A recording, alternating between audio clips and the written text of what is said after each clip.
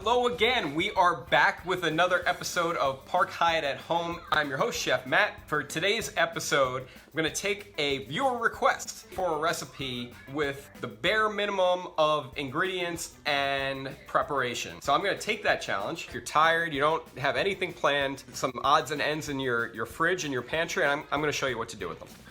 All right, so what do we got here? Let's see. I have some celery that's been hanging out, maybe a little bit of cauliflower, gotta get your veggies, scallion, little romaine lettuce, olives, some chickpeas, Italian dressing, breadcrumbs, pasta, frozen wild salmon. You know, and it's good to have around. If you don't have time to go to the fish store, you got it right here. And you know, for dinner at home with your family, I'm telling you, it is perfectly good. So you're gonna have some of this? What do you mean? No? No. But you love all these things. Sun-dried tomatoes. You know what I put in there? Tomatoes. Do you know what I put in there? Your favorite. Olives. No! You love olives! No!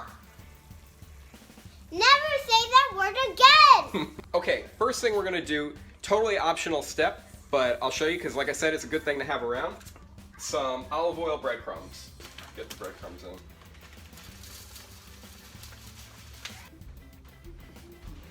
in. Now I know you might not have breadcrumbs in the house. I'm just going to show you what to do with these, and you can make a big batch of these seasoned breadcrumbs and keep them around. Another great pantry ingredient for you. All right, well our breadcrumbs are toasting. We'll get the rest of these ingredients ready. Right, one pan dish plus the pot to cook the pasta. All right, I hear you people. Right, there's not enough time to start doing a ton of dishes. So again, one pan, one pot to cook the pasta. Don't worry about any fancy cuts. If you have the thicker part of the celery, just do it like that. One shot right down the middle. Here, this one I'll show you again. We're just gonna make one little slice, just so that all your pieces are relatively the same size. It doesn't have to be, you know, perfect or pretty. This is not gonna win you a Michelin star. Or will it? So the beauty of this dish is we're gonna do it all in one pan. I'm not even gonna clean the pan out. When I'm cooking with olives, I like to fry the olives a little bit. So we'll put these olives with the pimentos and the capers. Save the juice. All right, but get all this good stuff, right? You know you have a jar like this hanging around in the back of the fridge. What are you gonna use it for? Honestly, this would be a perfectly nice vegetarian pasta right here with the breadcrumbs. Let this all kind of cook down and caramelize a little bit. Crush the chickpeas up against the side of the pan a little bit. It's gonna help bind the cooking liquid. Add a little dried herbs or fresh herbs if you have them here. Chili flakes would be really nice. Now I know we're cooking salmon, and I know a lot of people are intimidated by cooking fish, but we're gonna do this really easy. We're gonna poach our salmon. All right, so I added about a cup and a half of water to our cooked veggies. And when you poach a piece of fish, usually you make a court bouillon, which is white wine and water and all sorts of aromatic vegetables, maybe a little bit of vinegar. So we're gonna do a shortcut. A little bit of Italian dressing.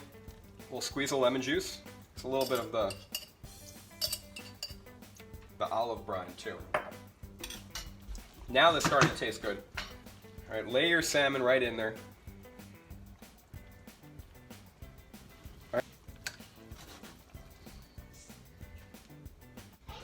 If I were serving this salmon at the restaurant, I would pull it out right now. This is medium. And you know a good trick for knowing when salmon is cooked? I'm gonna show you. For medium, when you start to see this little bit of white stuff, this is actually just coagulated proteins in the salmon. When that starts to come out, the fish is cooked medium. You're ready to go. Just with your spoon, just peel the skin off the salmon, if you'd like.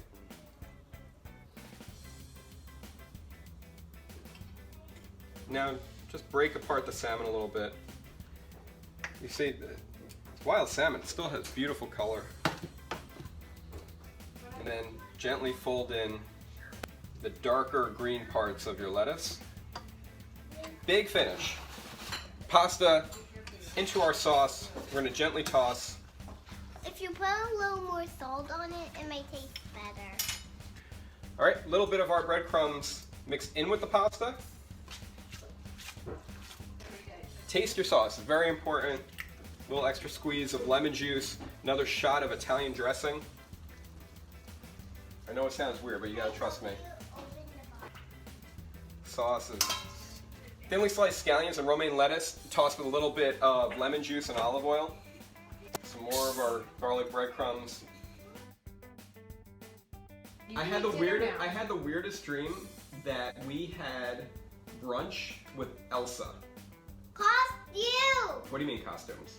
So you're trying to tell me that I was not having a dream and Prince Charming and Elsa were not actually here making pancakes in our kitchen? Yeah. Okay, well that's all you needed to say. Anyway, we have our pasta here with our refrigerator clean out, leftover pasta. This is our weekend. Oh my God, I didn't plan anything for dinner and I came home and I have an hour. Who's the best chef? I need to hear you say it. You. There you go.